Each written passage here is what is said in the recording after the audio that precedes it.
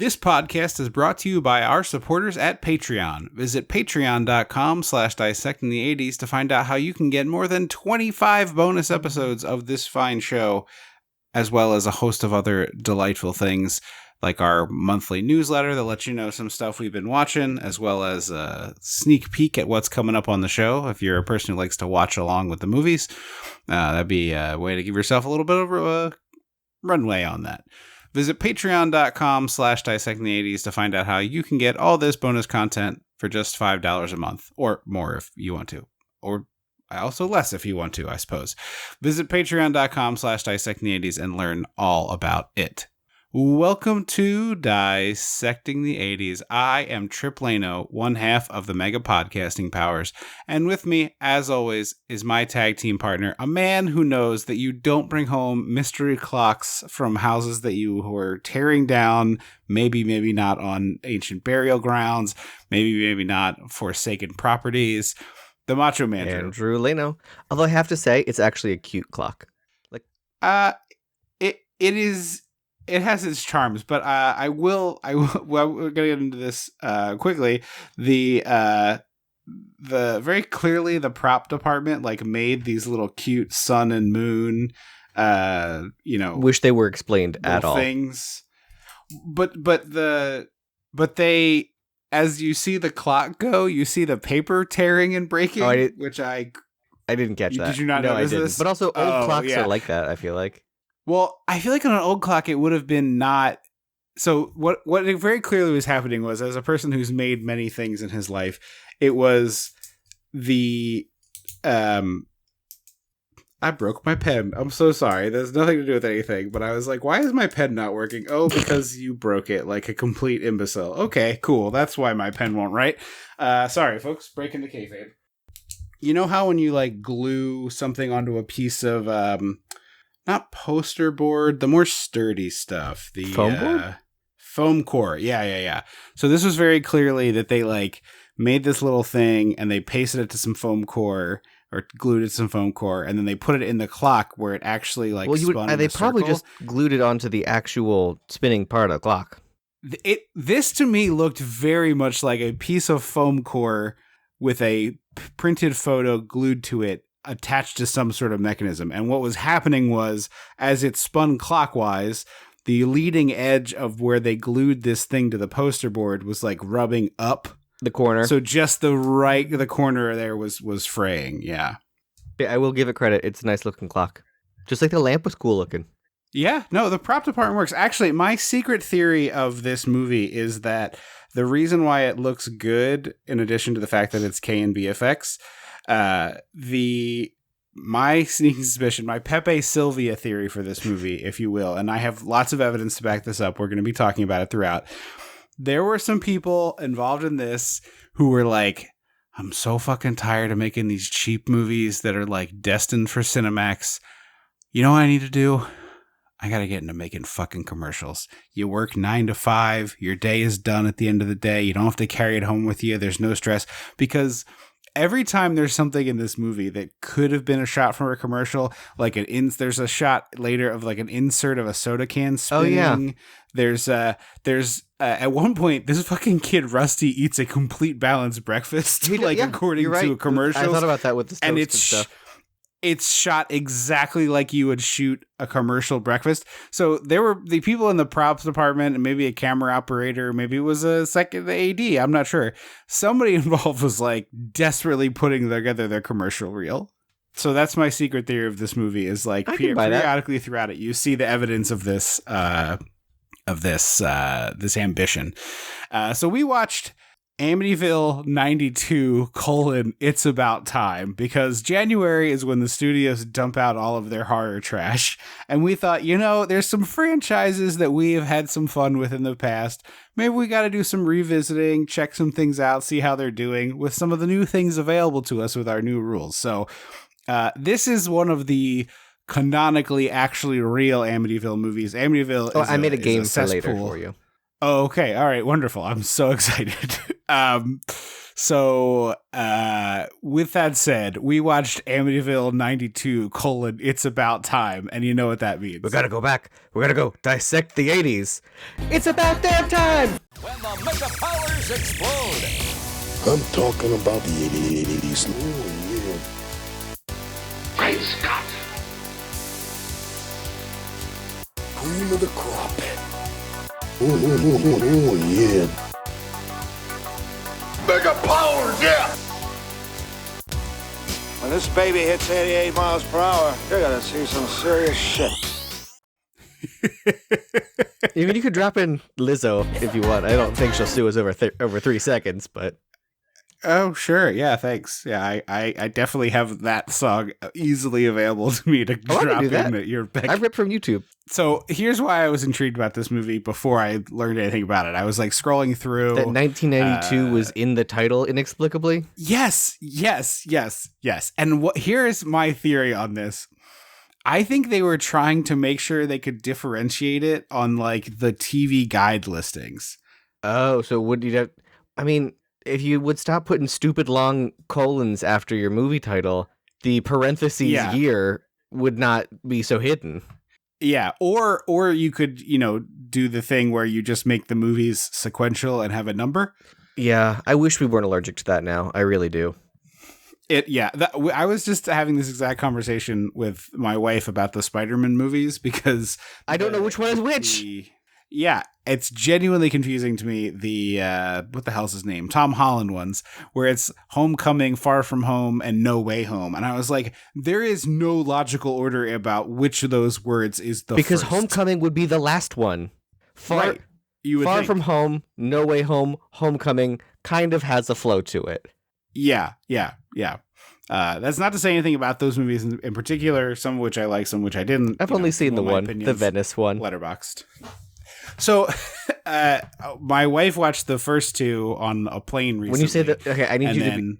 You're talking... The Tom Holland ones. The Tom Holland ones. We're talking about We're talking about Spider-Man, I believe, 6, 7, and 8. Is that right? 3 Tobey Maguires, 2 Andrew Garfields, right. Mm-hmm. And then 3 Tom Hollands. Okay. So Spider-Man 6 and 7. 7 is the one I've seen. We were trying to decide what... Yes. 6 is pretty good. 7 I didn't like so much, and 8 I liked the first time I watched it, and then this time we watched it on the plane, I was like, boy howdy, this is made of tissue paper.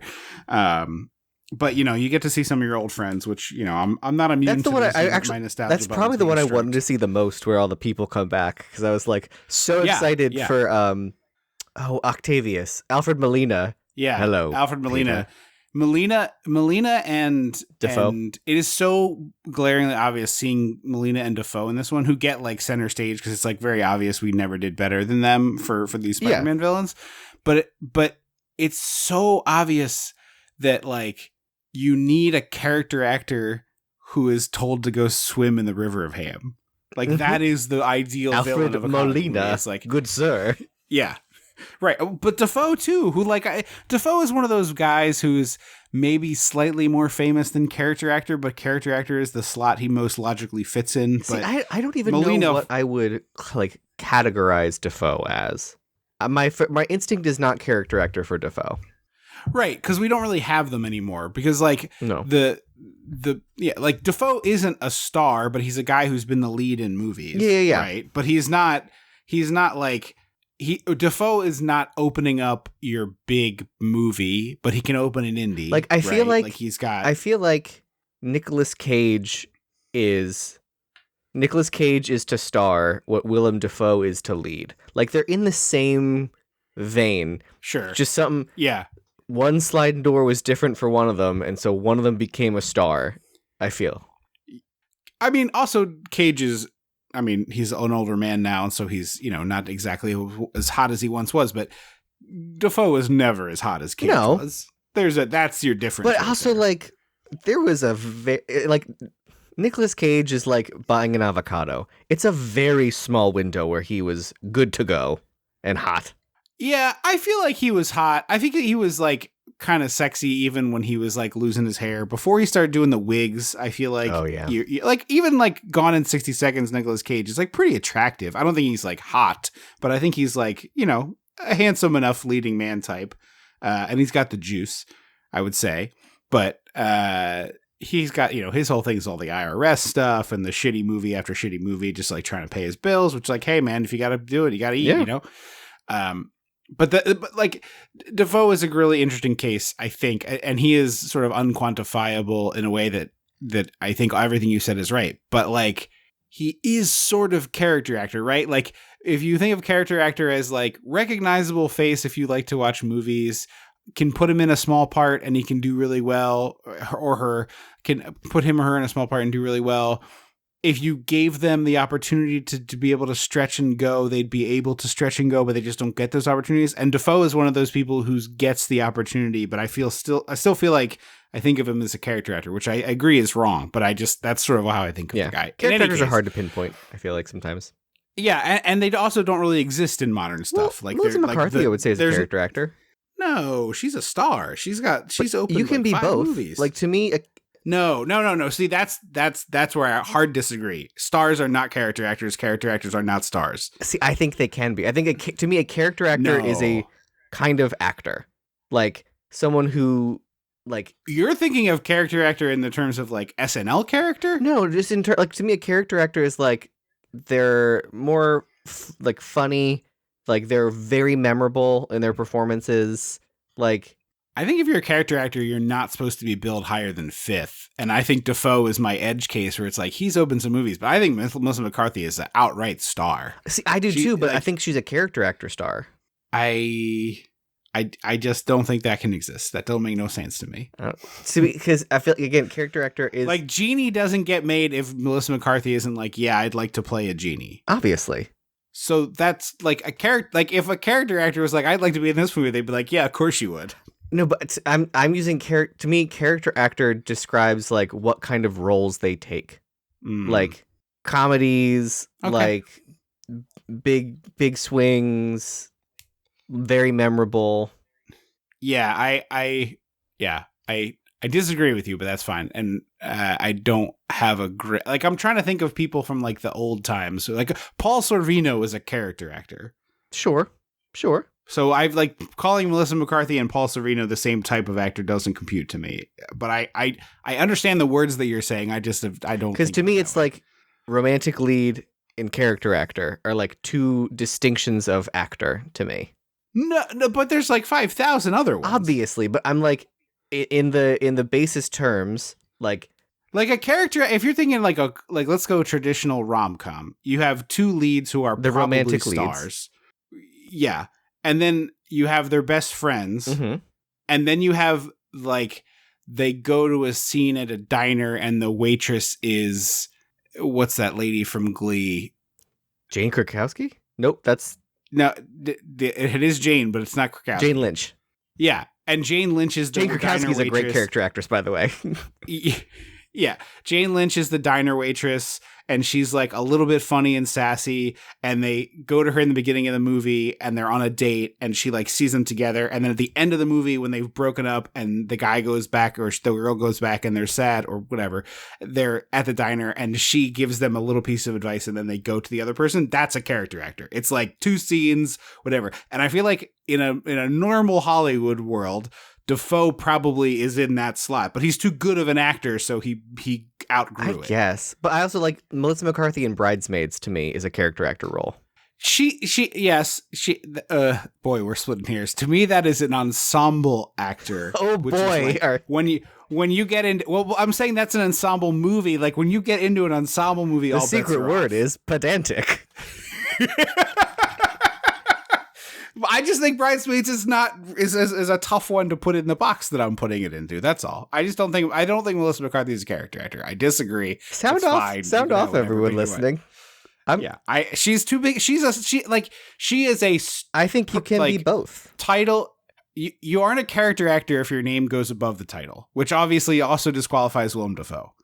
Yeah. It's just not. That's not how I do it. Yeah.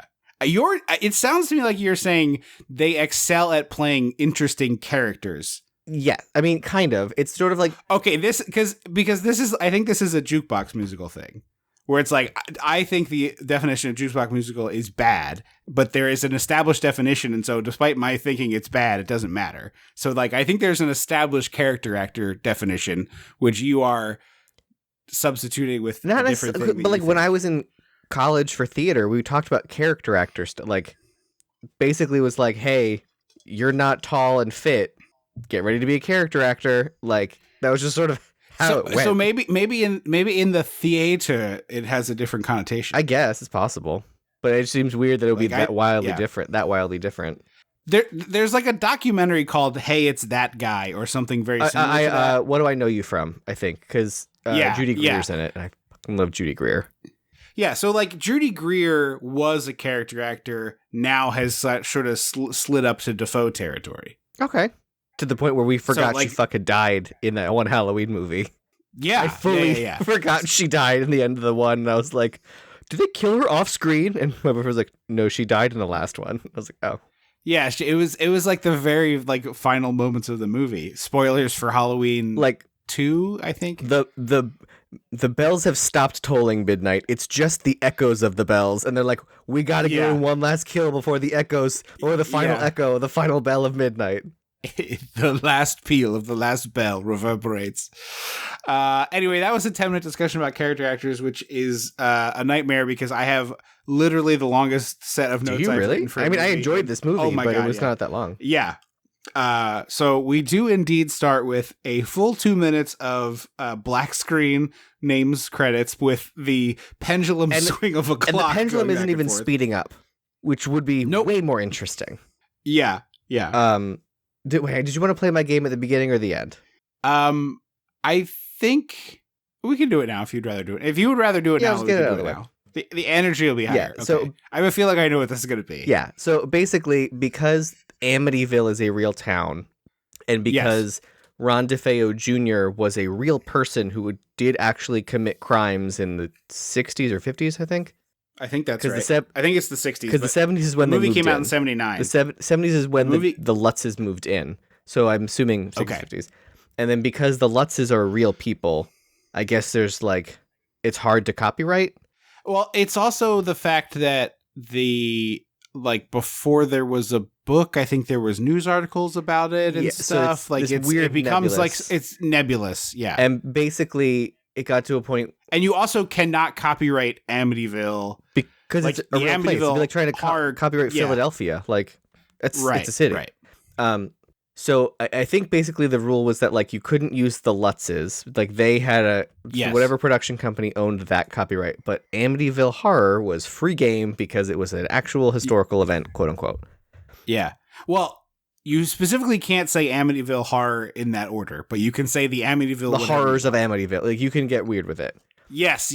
But that specific title would have copyright, but not anything like a there have been upwards of 35 Amityville movies made. I think there are genuinely several hundred. Well, on the Wikipedia page, there was a great catalog. So I'm going to peel back the curtain here. There's a running series on, I want to say, it's one of those like nerdy horror sites with a title that's embarrassing to say out loud, like a Dread Central or something. Bloody Disgusting. Like that. Yeah, Bloody Disgusting, where a pretty good writer, whose name I wish I remembered, was running down the Amityville movies, like watching all of them, and they were doing two a month. Agreed.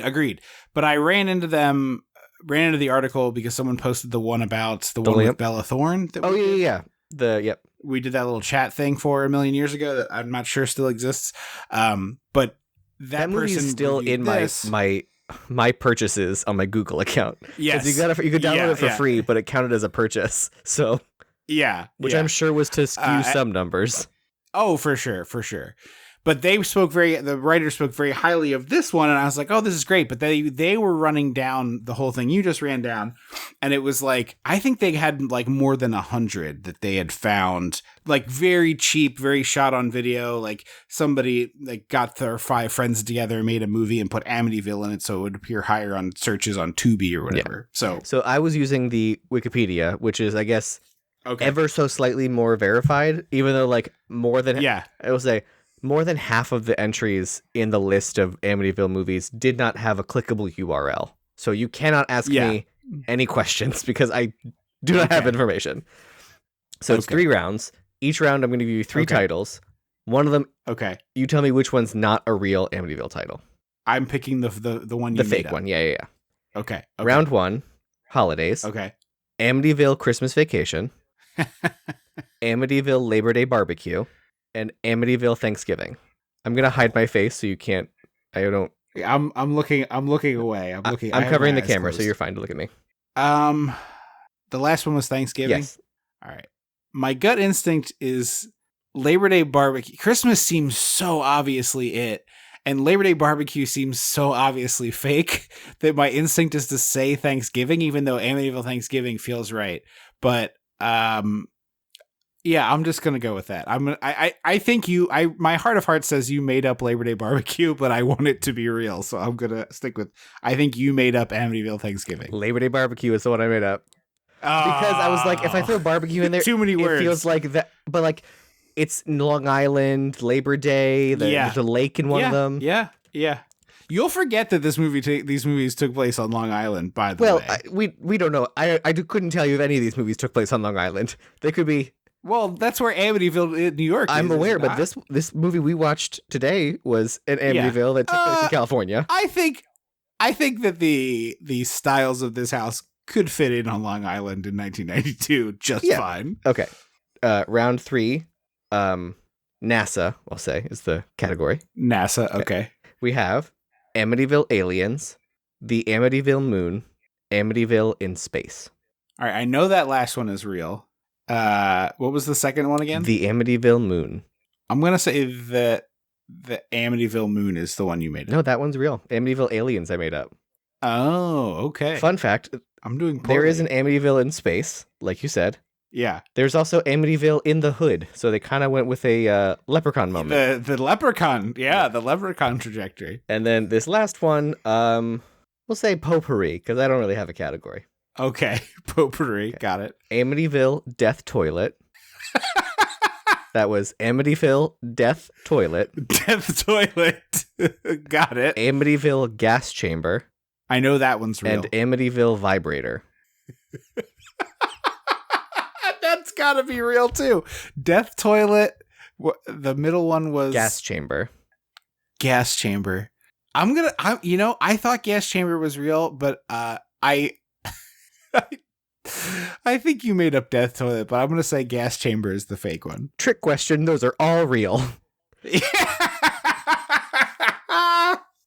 Haunted Vibrator is honestly kind of a fun. There's also an Amityville Emmanuel, which I don't know is I don't know if it's a licensed Emmanuel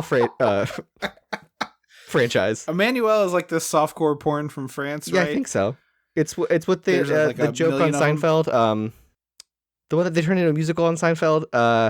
Raquel Minsk. Rochelle, I think. Yeah. Yes. The Emmanuel movies I only know of because when I would research for February, it always popped up. Well, and one of the directors that we've done a bunch of his stuff on has directed a number of those. Okay. Well, while we're doing weird movie things related to this, I was looking up. I was trying to verify my theory of. Oh, you won 2 windows full of bugs. By the way, that was your good. That's exactly what I wanted. I was looking up one of the people involved with making this movie when I was trying to verify my theory that somebody was. Yes, because I was like, someone was trying to get themselves some commercial jobs. So I was like looking up the people that have made this movie, hoping to get the the job making commercials. And so I actually, the more you talk about that feels really practical to be like, look, we're gonna make a very cheap movie, but in it, you actors, can you also like. We're going to shoot a couple scenes that aren't real for the movie, but you're just going to stay in the, like, it's the breakfast table scene. You don't have to get up. You're not going to change the lighting. Can you just, like, smile and eat your breakfast? And then I'll cut it together as if it's a commercial for Frosted Flakes or whatever.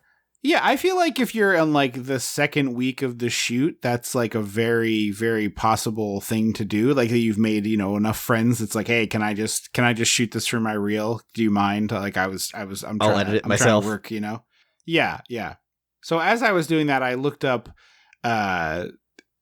several people who worked on the movie and the camera operators and stuff like that. And I discovered this series of films called Blood Fist, which I believe are like martial artsy based on the covers alone. They're like punches and kicks. So this film franchise started in 1989. Blood Fist. Went to 96. Had 8 entries. Wow. Between that. And then in 2005, they had the we're bringing it back. So Blood Fist 2, not very interesting. Then we start getting wild with our subtitles. Blood Fist 3, Forced to Fight. You should have waited till 4. Blood Fist 4, Die Trying. Blood Fist 5, Human Target. 6, Ground Zero. 7, Manhunt. And that one has like a guy in a bullseye on the cover. Was anyone famous in any of these movies? I don't think so. And then 8 was Train to Kill. And in 2005, we had Blood Fist 2050. Oh, well. Don Wilson is an American martial artist, an 11-time world champion. He was the guy in the original Blood Fist. Okay. But these all look... Billy Blank's also in the original Blood Fist. Oh, shit. The Taibo guy. I should also mention that a good 2/3 of the Amityville movies have been made since 2010. Yes, yeah, they are really cranking them out as of late. So anyway, in this one, we got a new house and an old lady walking by the house. Florida looking condo. Oh yeah, it's got a real Miami energy. Yeah, Florida, Miami.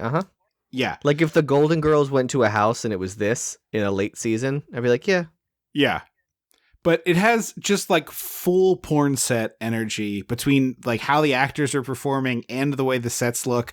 And then the thing I couldn't get enough of with this house is every single room is the boldest, maximalist choices of wall paint or wallpaper. Yes. So allegedly in IMDb, it says that the set deck guy purposely designed the house to feel uncomfortable, like a twisted version of a 90s suburbia. And I was like, twisted. I'm like, yeah, but Edward Scissorhands is a twisted version of suburbia. Yeah. This does not feel twist. This just feels like someone's mom would have been pretty happy to move into this house. Yeah.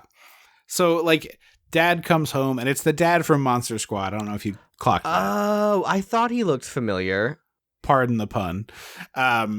He's got a lot of stuff to chew on in this movie, and boy howdy is he chomping. Yeah, sure he is. He brings in this clock and he's showing it to his kids and then an ex-girlfriend. I was so it was whiplash trying to track this relationship for the first 7 minutes of this movie, because I was like, oh, that's the wife, and then all of a sudden the conversation was like, oh, it's not a wife, it's a girlfriend, it's a second wife, it's an ex-girlfriend. Okay, sure. Yeah. Who seems to predate the wife. This is a real How I Met Your Mother situation. Yeah, it seems quite confusing. It's he sat down Rusty and I forget what the daughter's name is, so I'm gonna say Audrey. Lisa. Ironically, you said you call this movie The Room, so Lisa. Oh yeah, this I will, before we go too far into this, I will say I'm heartily recommending this movie. It is batshit insane. It's like The Room. If hearing us recap it is going to take anything away from you, I recommend watching this. It was a hoot. I don't know if you feel the same way. Fun. If you don't, that's fine. It's wild, but it's fun. Yeah. We'll get into it. So I'm gonna recommend this movie early, and then you guys can decide if you want to listen. I have qualms that I think I wish. It is not a perfect movie, but it is a wild ride. So much time on the effects, and it's very much an Avatar situation. You spent $3 billion to pay. You are the only person in the history of the planet Earth who has ever compared Amityville 1992. It's about time to Avatar. And James Cameron's Avatar. But hear me out. I'm all ears, baby. You spend $4 billion to pay ecologists and computer designers to build an actual functioning ecosystem that doesn't exist. You create it from scratch. And then you spend $3 and a lollipop to get a script filled with unobtainium. What was can't getium too hard? Can't reach him. This is where I tell you that unobtainium is a real science word. Okay, well, it sounds stupid. Like, I don't disagree with you at all. You know one of the first things I learned as a designer? It doesn't matter how real it is if the audience doesn't know that. Yeah, that's a good point. Because I showed a design and they were like, well, why does this look like the 70s? And I was like, no, that's what they wore in the 40s. And they're like, no one else knows that. Like, you're not designing for HBO here, kid. Like, people aren't looking for the truth. Right. Doesn't matter how real it is and accurate. Also, just like make something up. It's fun. Yeah. You know what I mean? Yeah. So yeah, that's my problem with unobtainium. I don't care that it's real. It sounds stupid. Yeah. Clavanium. There you go. I made it up. That's the first thing that came to my head. Just make it up. Yeah. It's fine. I mean, look, the Avatar movies are to be experienced in 3D in theaters and nowhere else. That is my staunch opinion. I was so mad. This movie. I watched the water one that just came out last year. I was like, do not waste your time doing this. You are going to be so mad at me because you're like, you said it was good, and I was like, no, I said going on the ride was good. We had to take several breaks because I'm like, this movie is 4 hours long. At that point, make it 2 fucking movies. It's 3 hours and 20 minutes, and I could have done another 45 minutes with the whale in the middle. Give me double, take the whale part, double it. I mean, sure, if it was an IMAX, but like, honestly, even if you double the whale, still split it up into 2 fucking movies. Oh, yeah, double the whale, keep it as one movie, and then in another year, give me another movie that's just all whale. You're not getting all whale. I hate to break it to you, kid. No, the next one's going to be the fire people. I can't wait. Yeah, so it's tree people, water people, fire people, and then what, like sand people? It's a great question. Maybe air people, like people who live high in the but high, the high I thought elevation? The Avatar lived high in the mountains. I thought the Avatar. It's like jungly, but like they're floating mountains too, and they fly on the banshees. But they don't live up there. I'm saying they live up where the banshees live. No trees, just rocks. Oh, okay. Yeah, they're the air people. Mm-hmm. Maybe they have wings. I don't know. Oh, that could be. I think mostly I'm just very curious what the fire people are going to look like. Like what? Red. One would think red. Well, it has to be because the other option is black, and we're not doing that. Red and black are the fire colors. I think if you made them like black like car paint or you cannot. You certainly cannot. Because that's what blackface was. Blackface was literally like a burnt cork. Yeah. So you can't do that at all. They have to be like red and yellow. Well, I feel like if you played with red, yellow, and orange, you get to some cool ass looking people with the Avatar style. It could be interesting. I'm just mostly like, what? They're also not people. They're creatures, I suppose. Yeah. But yeah, I think you get some cool shit going. It's like, it makes sense that the water people have fins, like they're webbing, like what? Mm-hmm. What is it? Evolution happened to make them be water people. But like, what the fuck would a fire person have? Like a flap that covers their mouth and nose when it's smoking? I don't think they're literally fire people. I think they live near a volcano. That's what I mean. Like what? So, but they have to be like we are. So like I think different, but the same.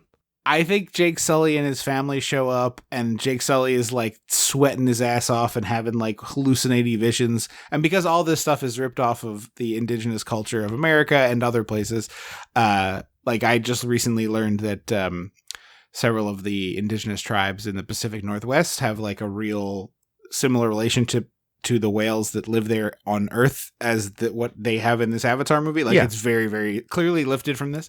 I did think it was weird that Kate Winslet was running around doing a weird accent that was close, but not the same. Yeah.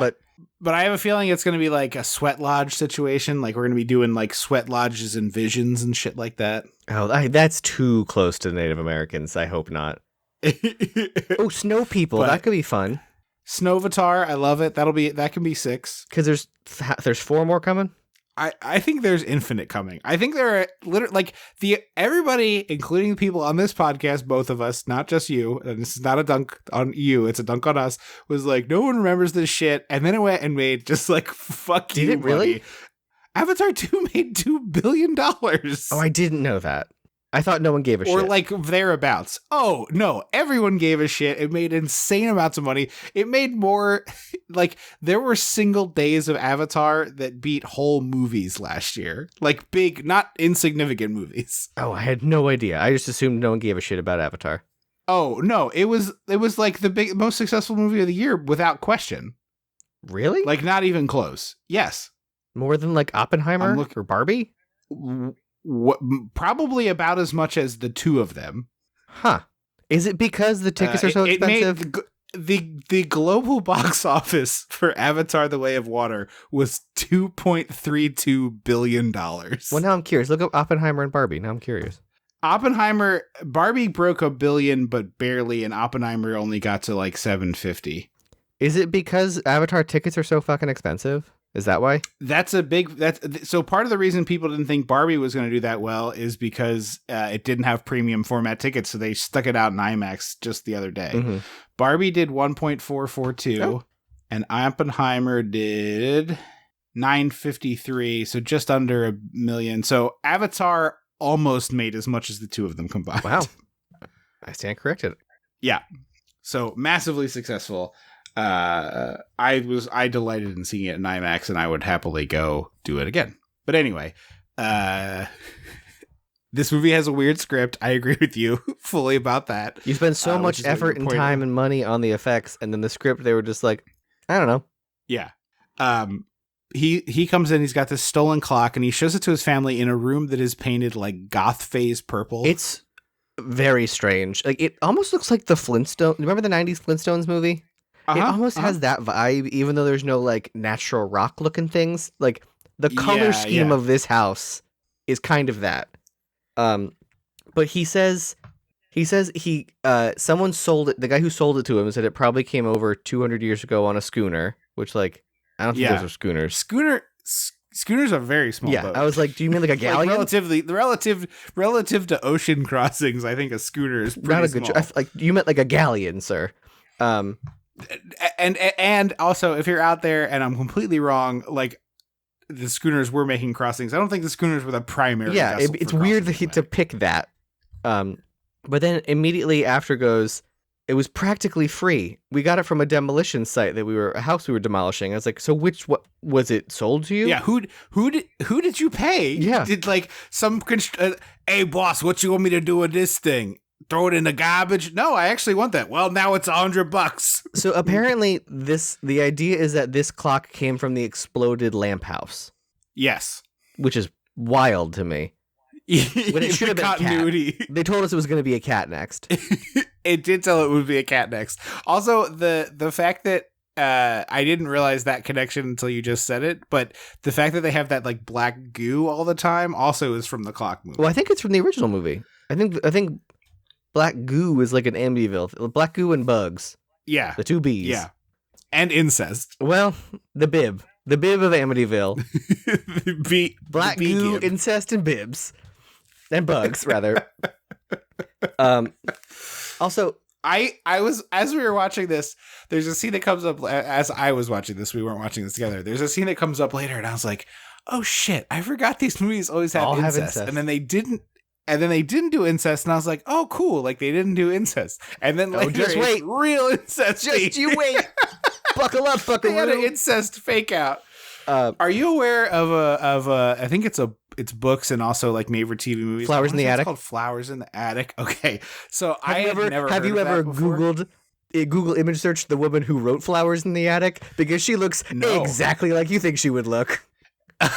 Oh man, there's like 8 movies of those too. Andrews, is that her name? Yeah, there are. My coworker talked about it once. She was like recommending a book to me, and she was like, "Look, I think you like this book, but also I have to warn you that there's like kind of this weird like incestual Flowers in the Attic thing going on."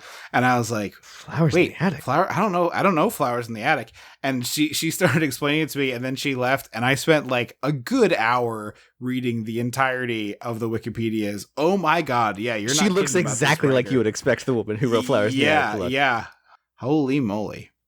There's one where they're like adults. There's like because Lifetime got their claws into that franchise. Yes. It was like we're milking blood from this stone, it goes so wildly off the rails into like there's incest, and then they get out, and then they have a child together, and They I'm get like, married, wait, like and they run off and have a Yes. secret life together, so no one can know that they're brother and Yes. sister. and then their children, like in one of them, I think their children get weirdly close to each other, and it's just like, what is happening? I love the effect of this like old lady walking down the street, who we later find is like kind of like a witch Doc Brown friend of Rusty's. Not enough of her in this movie, gotta say. No, not nearly enough witch Doc Brown. Yeah, I loved her. But she like is looking at the house from the outside, and it does like a cow flash of lightning type thing, where suddenly the house looks like the Amityville house, and it's just like this. It does a super tight zoom in on her eyes, and then the house eyes, air quotes, and then back and forth, and then it's like, oh no, it's just the house in this Miami style, but it has two windows up top, and I was like, yeah, but they don't look like eyes the way the Our house growing up had the two windows like that on either side of the fireplace. Doesn't look like eyes. Yeah, right. Also, obviously, this is the franchise where there was an evil lamp, so like I get it.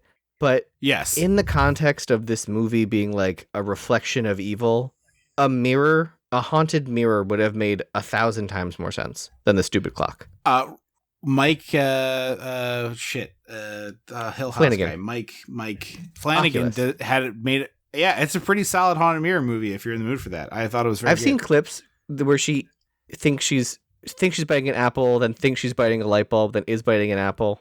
Yeah, it's got a lot of stuff like that in it, and also weirdly was produced by WWE Studios, but it's not like they shoehorned a bunch of wrestlers in it. It's very. It's like how Mel Brooks produced the Elephant Man, and you're like, Yeah, honestly, oh. yeah, because like, so like most of the WWE Studios movies are like bad direct to DVD actions movies with their wrestlers in the main like a roles. Leprechaun movie. And then there was like a couple where they were like aiming for legitimacy. There's one with, I want to say, Halle Berry. It's like a thriller. Oh wait, is it the one where And the she's an only 911 caller?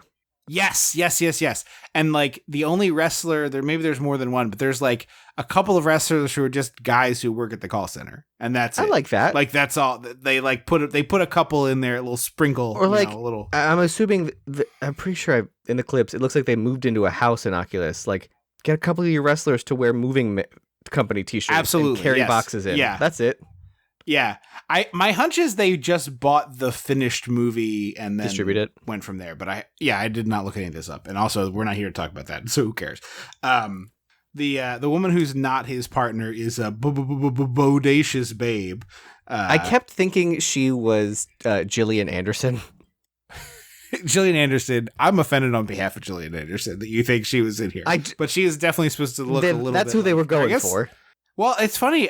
She wasn't doing X-Files until '95, so maybe not. Oh, well, but yeah, It was just the style at the time. yes, it was. He's real creepy. But they to do her, a full on. Well, they do a full on baby. It's cold outside. and he's like getting closer. They're doing like mouth talking, like close talking. and Yeah. I mean, he's being a little creepy. I don't disagree, but she is fine with it. it's There's not a which again, there is like, not a part of this, she wouldn't be IRL. but she's into it. And then it's this like uncomfortable, awkward, sweaty, naked boning. They're so sweaty. And it looks like they just You came out do of not the see pool. people get this. Yeah, you do not see people get this way. I there's like a couple of sex scenes in Oppenheimer, and Isn't I there remember one where, thinking like on a like, table during a fucking deposition or something?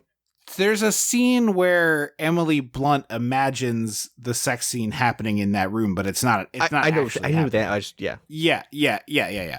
But like, you're watching these two go at it pretty vigorously in Oppenheimer, and you're like, they didn't have air conditioning yet. Like, these two actors should be quite sweaty, and they're not. Yeah. These two actors, however, Dipped in a pool.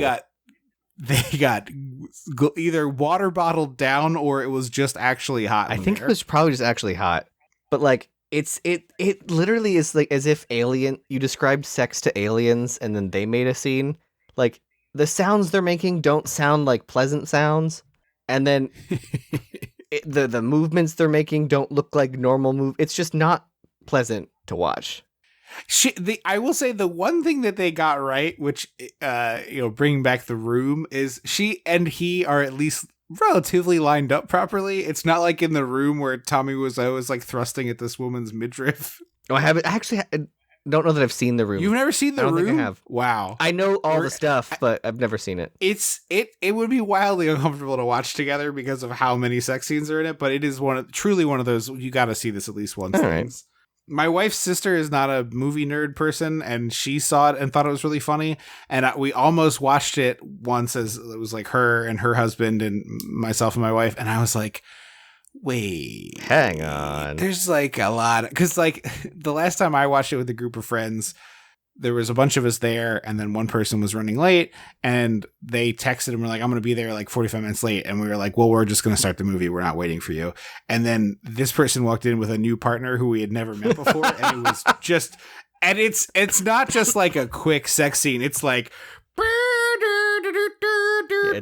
Careless Whisper, sexy sax. That's yeah. It is illegally not Careless Whisper is what I was trying to do. It was a very careful whisper because they did not want to legally infringe upon the melody was that chained. Song that you didn't pay for. Yeah, exactly.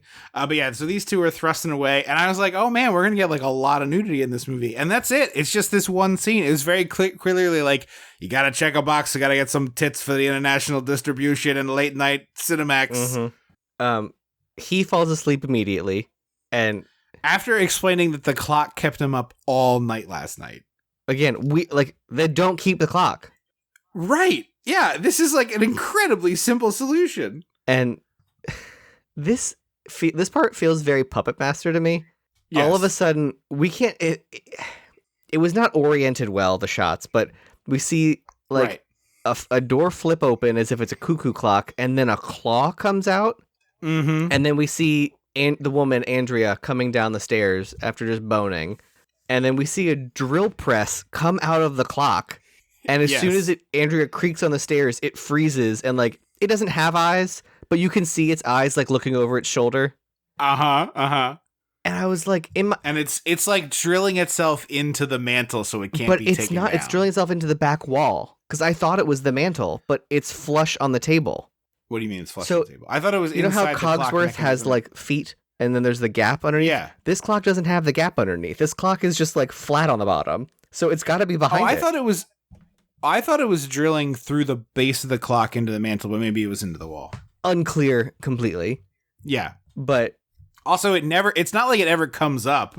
Like they do try to move it later and they just can't move it. It's not like you see the drill. Yeah, it's so strange that it literally drills itself, which just feels so, I don't know, real. Like, for a magic clock? Like, why wouldn't it just magic itself to the fucking mantle? Yeah, exactly. Yeah. It's like, it could have just fused to the mantle. Yeah. You know what I mean? Rusty shows up, and he feeds a Pop-Tart to a dog, which is insane. I Google so much of what can you feed dogs before I go near a dog. Yeah, I mean, the answer for me is... meat proteins exclusively. If it's not that, I don't chance it. Although no, because dogs can eat like carrots and broccoli and stuff. My friend's dog does that, and then I'm sure that's fine. But I don't own the dog, so I'm not taking that risk. Well, the best is my friend. I just went to her Christmas party. She has 4 like husky sized. They're not all huskies, but they're all like that size, big. Like they're very friendly, but they're just like walking around. And I was like, oh, you should put like a bowl of dog treats on the table so we can pretend to feed them table food and whatever. And she was like, oh, we don't feed them treats and we don't give them table food. And I was like, really? And she was like, yeah, they're curious because there's people in here, but they don't give a shit about that at the table. She's like, watch this, go stand next to the fridge. And I was like, what? So I go over and stand next to the fridge, and it has one of the door water ice machine things. And as soon as I stand there, her one dog comes right over and sits and looks at me. And I was like, what am I supposed to do? And she was like, hit the ice button. So I hit the ice button and I reached into the like alcove and pushed the lever, and an ice cube fell down, and when it bounced off the bottom of the thing, the dog caught it in midair. She was like, he does ice cubes. That's the only treat he gets. He loves crunchy water. Oh, hey, if it works, it works. This is where I first started formulating my theory of the commercial the commercial reel, because Rusty drops a can and it's like a perfect spiral. I thought that looked kind of like spooky Nickelodeon. Like that would be a shot from like Are You Afraid of the Dark? Oh, totally. Yeah. I was just imagining it as the like It's wacky spinners, you know. Oh, it's a commercial for like Tops or something. Oh, yeah, I mean, like, I was imagining it as like a kid's drink that spun, like you spun it around before you drank it instead of shaking it. Oh, okay. But so comes in grape and red cherry, you know, that kind of radical orange, probably. I feel like there's always radical orange. Sure. Radical red, radical ruby red. Exactly. Don't name a fruit. Don't name a fruit.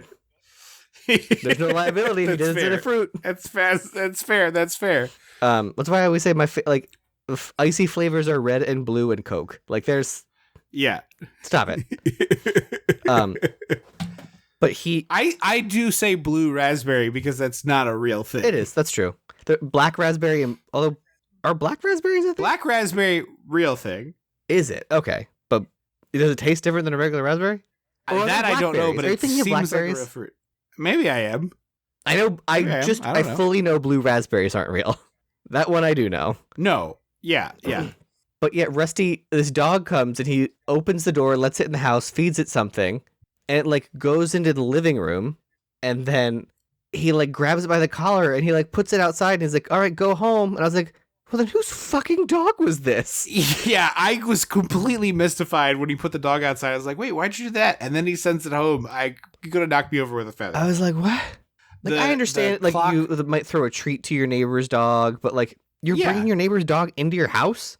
That's weird. Right. This unhinged behavior. Yeah.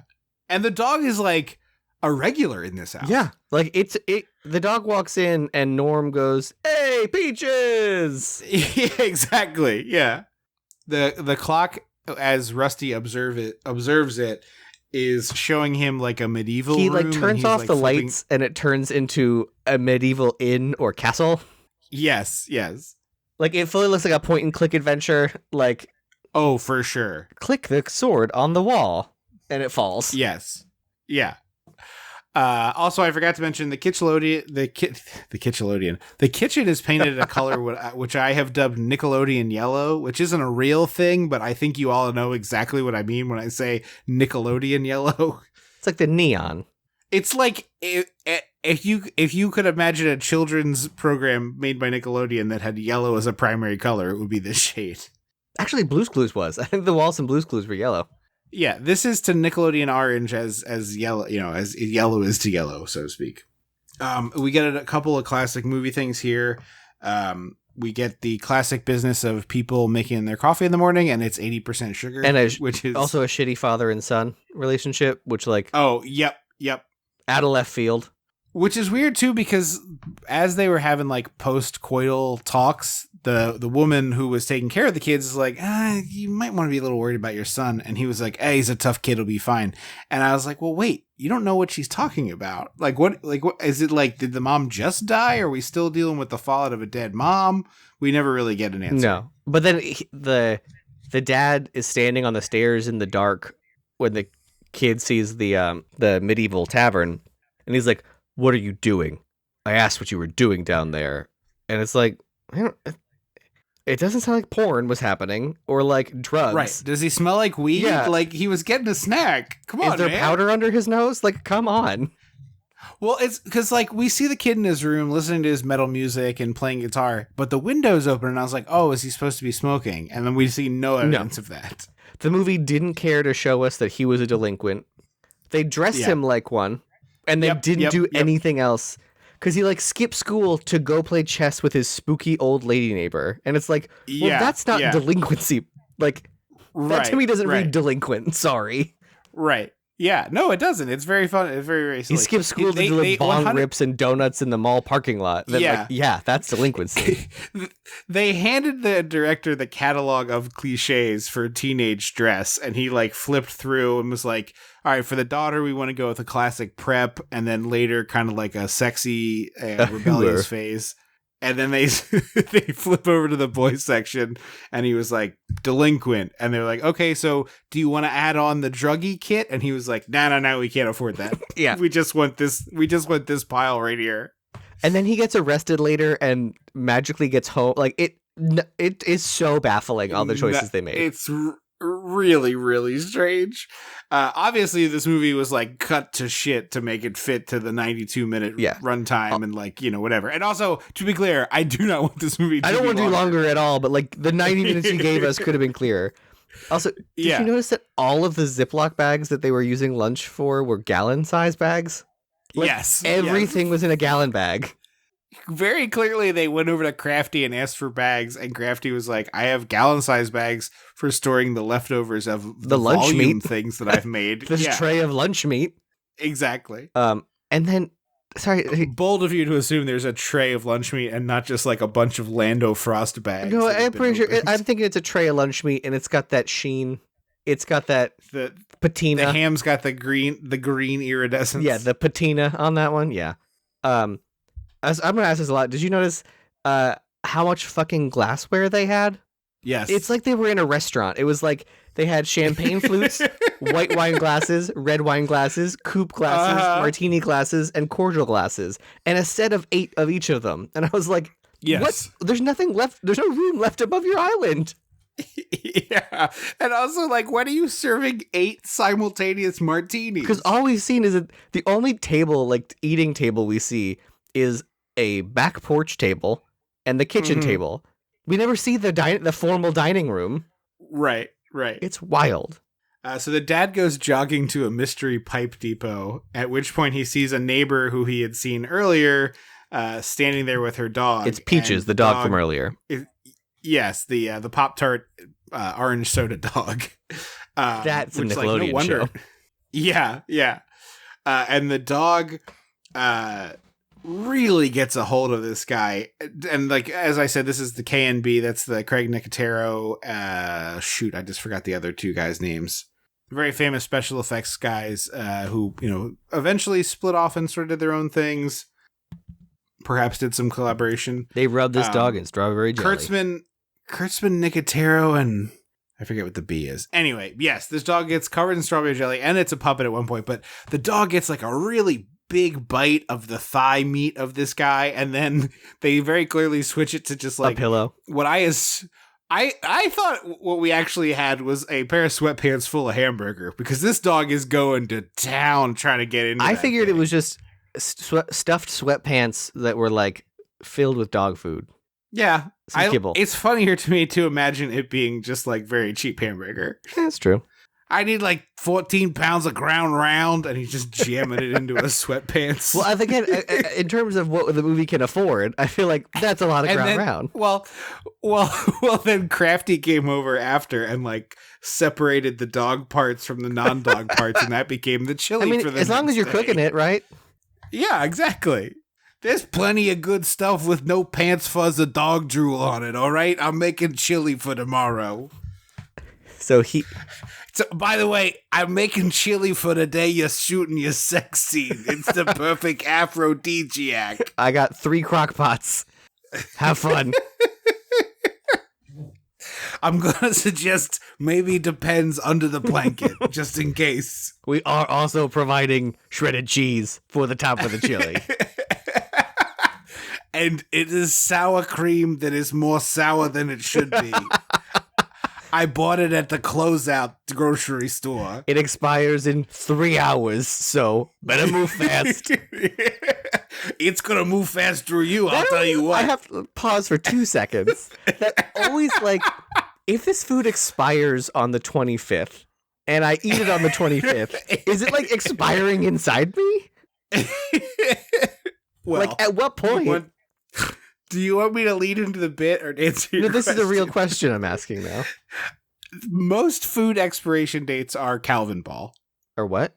Like, completely nonsense. Like, the rules don't make any sense. There's not really a clear delineation for it. A lot of them are made, like, more for legal cover-your-ass purposes than anything else. Because, like, I tend to follow them, because especially if it smells weird. Of course. Normally it's, like, but that's the point it starts to smell weird. If it's, like, a... I'm more talking about, sorry, to be clear, I'm more talking about, like, a can of soup, a box of crackers, or whatever, more so than, like, meat, which I don't play games with after having had food poisoning more than once. Yeah. I was like, wait a minute. If this expires today and I eat it today, is it like expiring in my system? when you ingest it, the acid in your stomach is so powerful that it would just it doesn't matter. Once you have consumed it, it is no longer able to expire because it has been like flash boiled by acid inside you. I guess, but not all food does that. Not all food gets that treatment inside you. I mean, it all goes in your stomach. Yeah, but then some of it comes out kind of whole. So, yes, corn husks or whatever aren't able to be processed by your body. Yeah, that's fair. That's just these are the questions. Yeah. So anyway, this dog is chowing down on this it's like Cujo. pair of sweatpants full of loose ground round, loose meat, and then loose meat. We brought it back to a classic. It's loose meat. Ladies and gentlemen, welcome to the stage. Loose meat. It's funny. I think of it as an improv group, and you think of it as a stripper always. Every time this comes up. I mean, obviously loose meat does sound like a hipster. They're really trying to reinvent long form and short form improv. Like, I can hear him. But I just like loose meat as I like stupid stripper names or burlesque names or whatever. All improv group names are from some bizarrely specific inside joke that 3/4 of the group doesn't remember, either because they weren't in it when it happened or because it was not that funny and they forgot. Yeah. That is my experience. Except for mine, which I made by suggesting that we take the first letters from everybody's name and see if we could make a word out of it. Could you? And then we came up with jackets. Oh, that's fun. Okay. We had to add letters, but I was like, it's probably vowels. We could do jackets. Yeah. I think we had whatever. It doesn't really matter. But we were jackets, and then the tagline was comedy to keep you warm. That's fun. I like that. But like other ones, we would be on a bill with like thigh meat, the Society of blank, and then something like loose meat. Mm-hmm. Raw hamburger. A lot of flannel and beanies, I bet. Yeah, a lot of flannel. Not as many beanies. It was mostly guys like me who weren't wearing beanies indoors. Oh, okay. I hear that. So he stabs this dog puppet in the face a whole bunch of times. It's really nasty. I almost got concerned for the puppeteer's hand. Yes. But then we're in the hospital, and the doctor's like, let me do a dramatic interpretation of this hospital visit. Okay. This man was attacked viciously by a dog. There's a very big concern for rabies. Or he should leave now. Get out. What? Yeah. He has good insurance, so that's not the joke. Right, well, so apparently rabies shots are very painful. But even if he doesn't have rabies, shouldn't you monitor him in case he does? His jaw locks up or he gets scared of water or something? For sure. Well, once that happens, you're dead. Oh, which is really? why... Yes, so that brings me to my next point, which is, give me the fucking rabies shot. Why are we talking about this? Yeah. I've had several painful shots in my career. HPV shot, oh boy, was that boiling vinegar shot directly into my arm. Just shoot me up with whatever if it'll help me. Yeah, I'm sure it hurts, but I'm not rolling the dice on anything. Okay, fine, we can verify if this dog had its rabies shots, I guess. I don't want to trust it. What if that lady's lying? Yeah. Mm-hmm. Because is there a downside other than ouchie? Come on. Yeah, it is apparently very painful. But once you have any rabies symptoms, you're dead. There is no recovery. Really, I didn't know that. There is one case where a person recovered, and I'm using the liberalist of air quotes because I think they were vegetative for a long time. I don't think they ever recovered. Wow. Yeah, you dead if you get rabies. So get the shot. It's a really, really gnarly leg wound. We see it for the first time. We see it for the first time here, and it's just some deep cuts in his thigh meat, and it's clearly not covered up at all. They use a skull imprint or whatever to make the bite wound. Yeah. Looks great, $1 million. And every time we see it, it looks more and more disgusting. Oh, it is the pus. Really gnarly. Yeah. Also, PSA, don't pour hydrogen peroxide on a wound. Don't do it. It doesn't do anything. You should use it to clean blood out of clothes, though. I thought there was some case for immediately using it. Every time I've seen it, they're don't bother because the bubbling is not its healing. We're led to believe the bubbling means it's getting rid of the blood. That's all it's doing. Oh, okay. So I thought it was I thought it was that the whatever's in there eats tissue, because a fun thing that I have done several times is when you're an apartment renter, a lot of times there's not a lot of drain cleaning happening. So cleaning the drain can be annoying. So if you swirl it down the sink so it like runs down the sides of the pipe, it will like eat a lot of the goo that's in there. Oh, I didn't know that. Yeah. But yeah, because I got blood all over on my suede thigh-high boots that I used to be for an Alexis Rose number, and I was like, I just bought these boots, and my friend was like, oh, throw hydrogen peroxide. I was like, they're fake suede, and he was like, doesn't matter. So literally, you put a little like a cotton round or tissue behind, dab some hydrogen peroxide on another one, and just press them together. And when you pull away, you'll see it bubbling as it eats up the blood, and then it's gone. It's like my miracle cure for blood. Yeah, I've used it for clothes as well. It is definitely very useful. So we get a weird POV misdirect that turns out to be Rusty playing chess with this old lady that we mentioned. The spooky old lady. A witch. And so she starts asking him questions about this medieval castle thing, and he keeps being like, it was old and decrepit. And I'm like, my dude, have you never seen anything set in a castle ever, movie or television? This was a medieval it looked like a castle. Just say it looked like a castle. Move on. We cut from that back home with the dad from Monster Squad and his bodacious babe, who is now having to play nurse. And this poor woman is like, we broke up. I came in to do a favor for you. Now I can't leave this fucking house. Like, I'm it. That's it. Like, I'm going to help you. And then I never want to talk to you again. Yeah. Mm-hmm. Meanwhile, he's turning into a vampire. She goes to open the curtain. Well, isn't that a rabies thing? I thought rabies was water. I didn't know about the sunlight sensitivity. I thought it was both. I believe you. I just don't know. So they go to the neighbor to be like, hey, I hope your dog is okay. Does your dog have a rabies shot? The neighbor's like, what are you talking about? Yeah. And they're like, your dog attacked my ex-boyfriend, and he said he stabbed your dog in the face. And the woman's like, you're insane. And she brings the dog out, and he's there, not hurt at all. Yeah. Which begs the question, what bit the guy? Was it the clock? I think, the clock probably made a creature.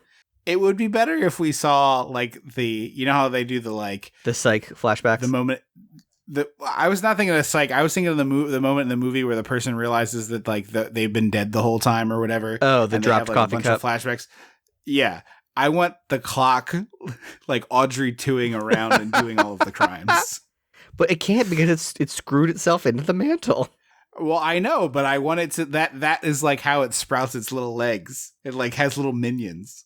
It spits out tiny clocks or gears. It opens up it's better if it's like really like clone tiny clocks, like a cartoon. You know, in a cartoon, like a dinosaur and a tiger have a baby, and the baby is like very clearly half of each. Yeah, I want it to be that. I want it to be half the lamp from 4 and half of this clock.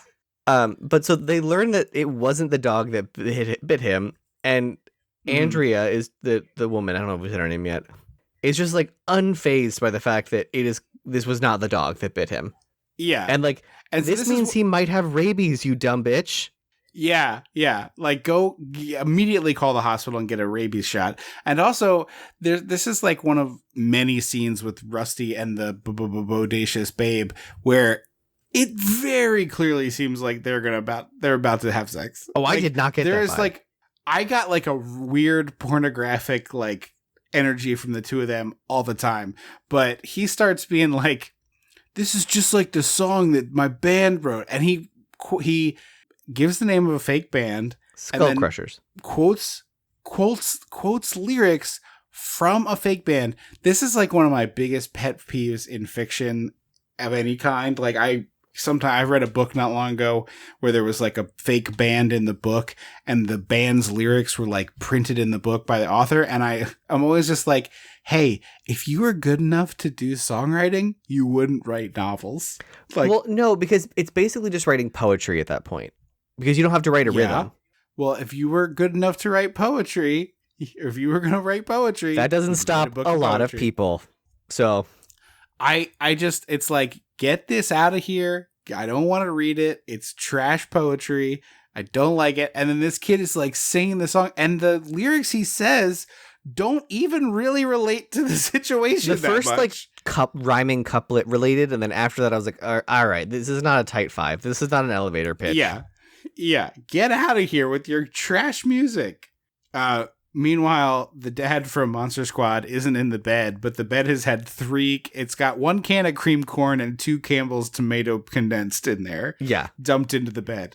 And he's like sitting at his... Not there are cans of soup, but there's like a goop. Huge puddle of gore. Yeah. And from his gross ass leg wound. And then he's like muttering to himself, playing with the houses in his model development. Yeah, he's having like the full-on druggy existential dread happening where he's muttering to himself and throwing things. Yeah, it's just, I think this is what bores me the most about these Amityville movies, is that like, father figure gets possessed, the performance is always the fucking same, and like, sure, they're decent, but like, it's the same one every time. Like, give me something a little different. I'm with you on that. I think the way that they try to go different is like by changing the other pieces on the board, which I don't think is all that different. But I will say, I don't think I've ever seen the original Amityville Horror. We talked about maybe watching it this month, and I looked up how long it was, and I watched a trailer, and I was just like, I just don't know that I'm gonna like this. I've seen the Ryan Reynolds one where he's shirtless chopping wood.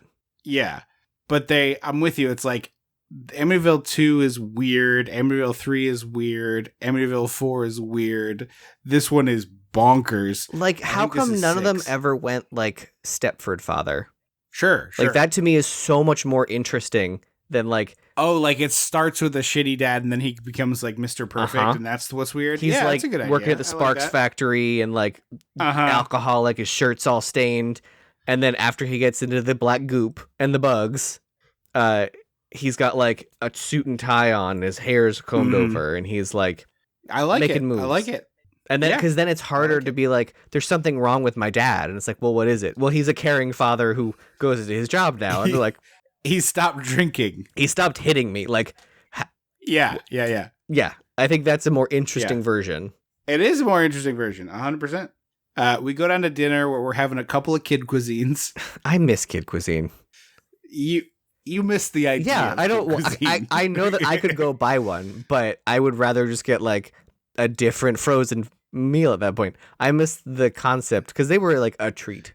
Yeah, no, it was like a very rare once in a while. You got a kid cuisine. When you saw that blue plastic tray, oh boy, and the dumb little penguin. His name is Casey. Put some respect on his name. You know the dumb little penguin's name. Yeah, as I watched, how about it? I recently watched, I stumbled upon a YouTube video of this guy reviewing kid cuisines. Is it the one where he rage quits? No, he eats all of them, and he's just like, these are gross.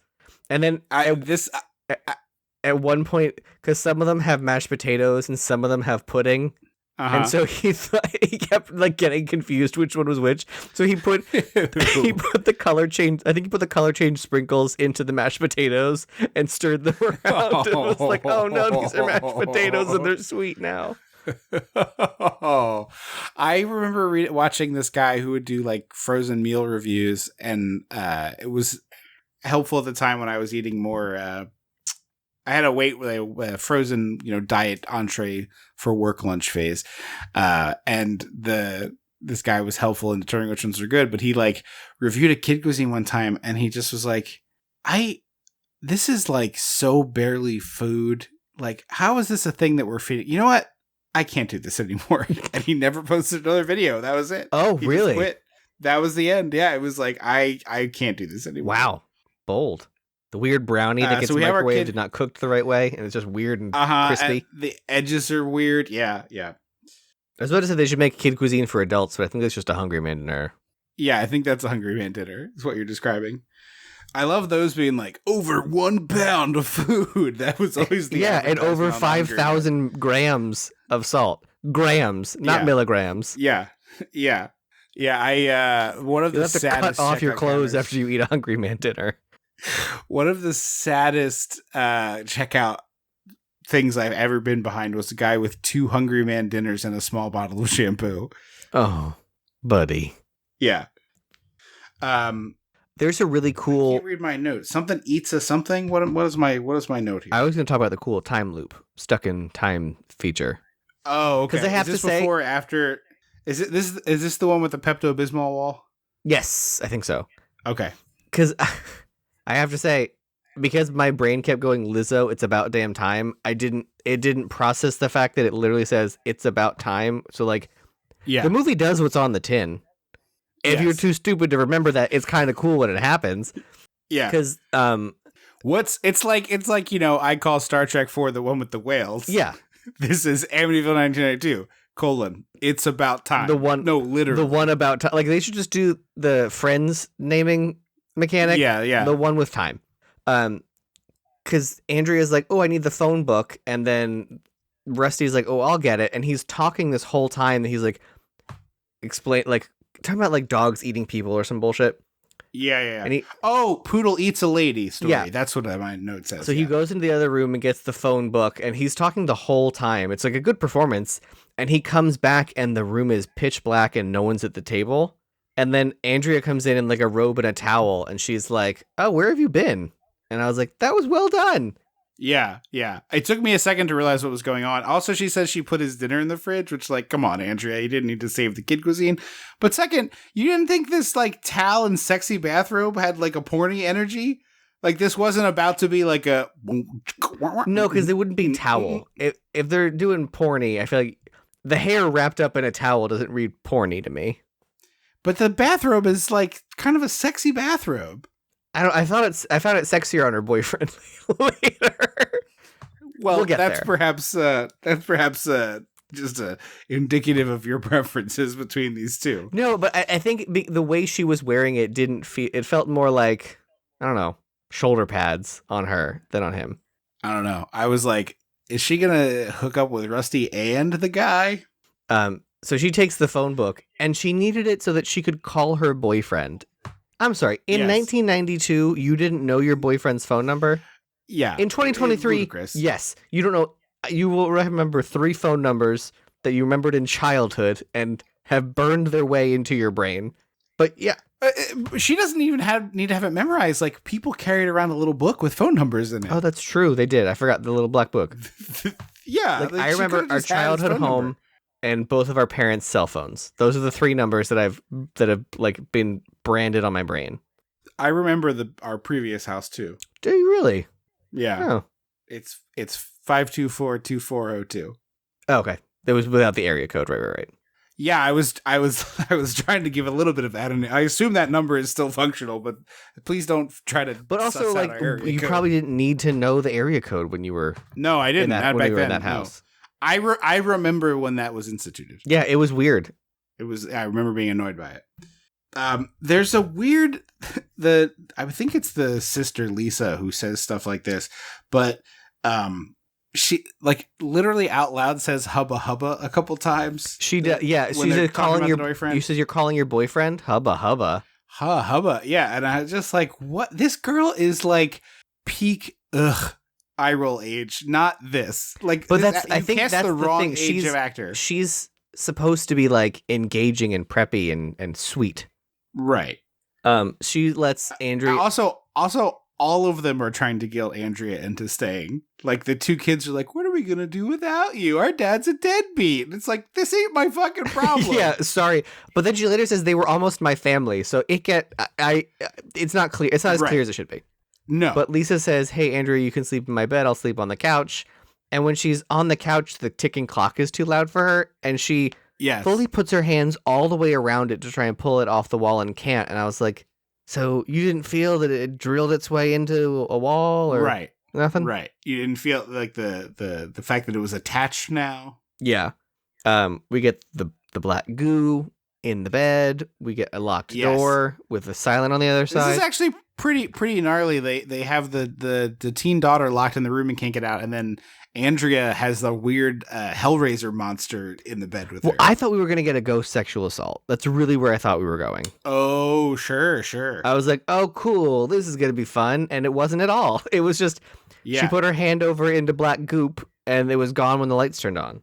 I thought we were going to get more nudity, honestly. I was shocked that we didn't. Yeah. I thought we were going to get the weird ghost grope that they did in Invisible Man. Nope. Yeah. No, what's the Invisible Man with Kevin Bacon? Hollow Man? Hollow Man. Yeah. We get a jump scare with Rusty, And like, yeah, this is where I wrote down. I was like, literally every time these two are together, I'm getting pornographic vibes. Weird. I did not. I couldn't help it. So he was like, oh, I was out for a walk. And she's like, at 3 a.m. And I was like, I mean, sure, it's whatever. It's in high school, so we shouldn't, but like, whatever. And then we see the neighbor find her dog jammed into the pool. Like, he beheaded someone beheaded the dog and put the head, like, you cannot fit. Yeah. You physically cannot make, like, no, it's not going to fit. You have to cut off the head. Right. Also, there's a swastika painted on the house across the street, which is like, what are we doing, Amityville Horror? Is this like a weird, like, the clock is a German? It's German made. But like, it wasn't like, oh, those are our Jewish neighbors, which would be a weird line to put in your movie. But like, yes, yeah, give context. Honestly, I'm surprised it wasn't something like, that's the Goldsteins. That's all I needed. That's the Coens. The Silverbergs, like, whatever. Yeah. And immediately everyone's like, oh, the delinquent kid over there painted the swastika. And it's like, what has he done to, like, draw this ire? Well, also, the follow-up is like, the cops are like, oh, he's in school? Well, have him give us a call when he's home and we'll come talk to him. It's like, boy, must be white, huh? Yeah, right? And then they don't no one talks about the dead dog, right? Ever again for the rest of the movie? No, never mentioned. Not once. I was like, oh, it's going to be and then we're going to see the neighbor upset about her dead dog. Well, that's what I thought it was. Yep. I thought it was a crowd for the dead dog. And then the camera pans to the swastika and I was like, whoa, woohoo. It's also very funny that both of us were more like shocked by the painted swastika and not the beheaded fake dog. Well, I come to expect our dead animals. I just wasn't expecting anti-Semitism in this movie, so it was dead a surprise. dogs are like a thing that sometimes happen in horror movies. It's not super common, but it's not wild to picture. Yeah, a random painted swastika when there's no talk of Judaism, is an out-of-pocket thing to do, Amityville. I was honestly, the only logical reason to have the swastika is if later some Jewish prayer is how you fix it. Yes. You know what I mean? That would have been great. Like, it was a German clock and the only way to foil it was a Jewish Baruch Atah Adonai. Yeah, exactly. I'm always partial. I'm more partial to Dayenu. I think Dayenu is a banger. I say that all the time to my Jewish friends. Like, what's your favorite part of the Seder? Oh, I love Dayenu. I love brisket. It's a banger. Dayenu is a good song. Yeah. I mean, it's like catchy and fun. Yeah. Well, I remember it. So is Hava Nagila. That's a catchy one. I feel like the popular Jewish songs are pretty catchy. We have the dad going full Pepe Sylvia, like drawing the Amityville house in weird ways. And then there's continuity issues because we see over his shoulder in a wide, there's already a drawing on the paper, and then the next shot is a blank piece of paper of him drawing a house, and then it pulls back to a wide, and it's a different drawing of it. Like, nothing makes sense. Yeah. But it's like the clock is making him draw the Amityville house. Because the people out in Long Island wanted a timeless feel, I guess. Yeah. It's pretty silly. And then her boyfriend, the psychiatrist, shows up, and like she's for some reason decides to introduce him. Also, we get the double hallway with like 2 different shades of blue and a weird piece of molding down the middle. Oh, yeah. Also, in terms of crazy interior design. Sorry. For some reason, she's like, let me introduce this guy to these kids. And I'm like, this is a choice. Like, if they're in the room, sure. But she like takes him upstairs to go knock on Rusty's door. And when Rusty clearly wants nothing to do with this guy, this fucking psychiatrist Jamoke goes, I hope you and I can have a dialogue and open up to each other. And it's like, my brother in Christ, what relationship do you think you're supposed to have with the kid of your girlfriend's ex-boyfriend? So I thought he said, open up a little dialogue, meaning the woman brought him in to psychoanalyze the kid because she was worried he was like a murderer in training. Oh, well, would have been great for some clarity there. I didn't think it was like, I didn't realize he was the boyfriend at first. I thought he was just like a psychiatrist that she knew that was coming in. Yeah. And also, he shows up with Laotian food, which is insane for 1992. I mean, cool, fun, exciting. Laotian food's good. Yeah. But delightful that he's like, ooh, Laotian food I brought. Like, wow, like I was expecting some kung pao here, you know? And then, but like when I'm in a stressful situation, I would rather have the kung pao. well, of course. Well, truly, it's the fried rice. I always do a fried rice. But I'm a lo mein guy. I do that too, usually. I do both, usually.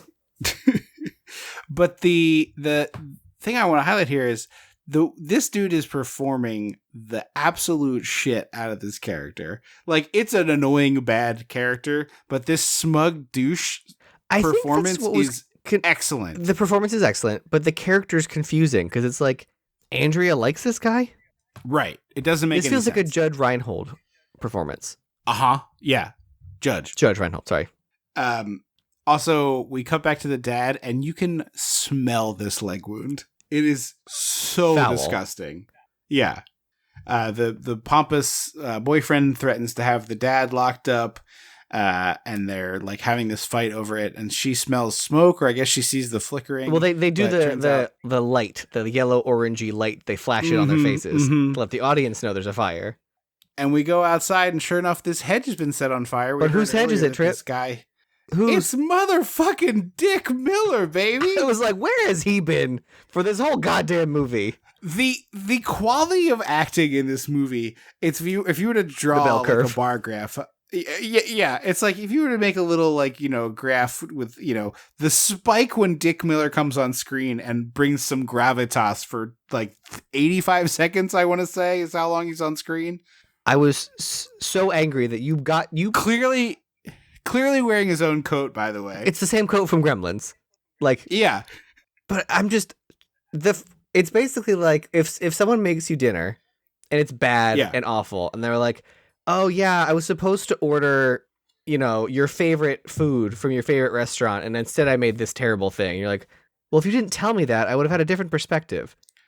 This movie was fine. Also, you then showed me you had Dick Miller this whole time. You had Dick Miller in the pantry the whole time. How much could it have cost to get Dick Miller to do a little more on this movie? Like, I love Dick Miller, but he's not like a hard get. But also, I guess I don't know what character he would have played. This one, just make this guy the old lady. Yes. just put Dick Miller in the movie. That would be very interesting to see him in like a spiritual, spooky kind of role. Maybe it's not spiritual and spooky. Maybe it's just like he'd be more creepy German guy. Or even it's just like, oh, I know this story. Hold on, and he's got a book, and his grandmother told him the story when he was a kid. Krampus. Exactly. Yeah. Outrageous. Unbelievable. Yeah, I was like, offensive. The whole time. Yeah. We could have had Dick Miller in here. Make him a head. I don't give a shit. Put him. If Dick Miller is not in 50% of your movie, not speaking, doesn't have to be speaking. But if he's not in 50% of your movie, go back, hit the backspace, figure it out. When your movie is Amityville 1992: It's About Time. That is 100% correct. Also, Dick Miller, like the epitome of character acting. Yes. The way. I can see that. But like the guy, yeah. I believe he's on the poster of that documentary we talked about. I thought it was Judy Greer on the poster. But I don't know. I'm sorry. No. I wasn't saying literally. I was saying, I'm pretty sure it's Judy Greer's the guy face on the poster. Yeah. But like the amount that Dick Miller is in Gremlins is the exact amount of Dick Miller I want in any Dick Miller movie, if not more. Sure, yeah. You can put more than that, but you can't put less than that. We'll have to do Piranha one day because his version of Mayor Vaughn as the sheriff in that is delightful. Yes, please. So Rusty is maybe a Nazi. We're not sure. They keep saying that because they think accused of it. They think he did it, but they've showed zero. Maybe in 1992. It was more shorthanded that he was like a punk and a delinquent and a Nazi or whatever. Yeah. Maybe. I mean, he's wearing a shirt that you would have to buy at Hot Topic. So yeah. Meanwhile, the shitty boyfriend is like using his psychoanalytical business on the partner, which is so unprofessional and unhinged. Yeah. But what I will say in defense of this guy is he goes downstairs. I will say he's correct. Yes. It's garbage. I mean, but he's correct. She's fully being taken advantage of, so not incorrect. But my man puts his pie in the microwave to heat it up, and you know what? While I wait, I'm going to have some ice cream. I like the way he thinks. But he pulled the ice cream and the pie out at the same time. It wasn't like while I wait, why don't I? No, I'm planning to have this while it heats up. He's also wearing... Although it does look like a raspberry sorbet or something, which I was like... thought it was a strange not choice. Good. Yeah. It must be the least favorite thing at Crafty. That's probably why. Yeah. They're like, no one's going to eat this fucking raspberry sorbet sherbet, zero sugar nonsense. But he's in the green silk robe in a stranger's house, ostensibly. Yes. Bold move, mon frere. Yeah. You should never have your balls just out in someone's house that you don't know. Yes. That's just a rule. Well, there's a good sect of the gay community that will do that because that's what Grindr is. Okay. Fine, but not the scenario we're describing here. I was just thinking, because you spoke in the esoteric, you know. I'm just saying, you should not be wearing a stranger's robe with your legs hanging free, as it were. Yeah. Again, Grindr. Doesn't count.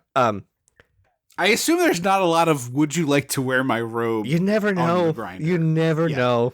Maybe there's a roommate and you got to get to a bathroom or something. That's, But there's this sequence I also enjoyed that because they keep showing this ceiling fan that I think had clear, like lucite clear ceiling blades. Yeah. And like they're doing some Foley on that to be like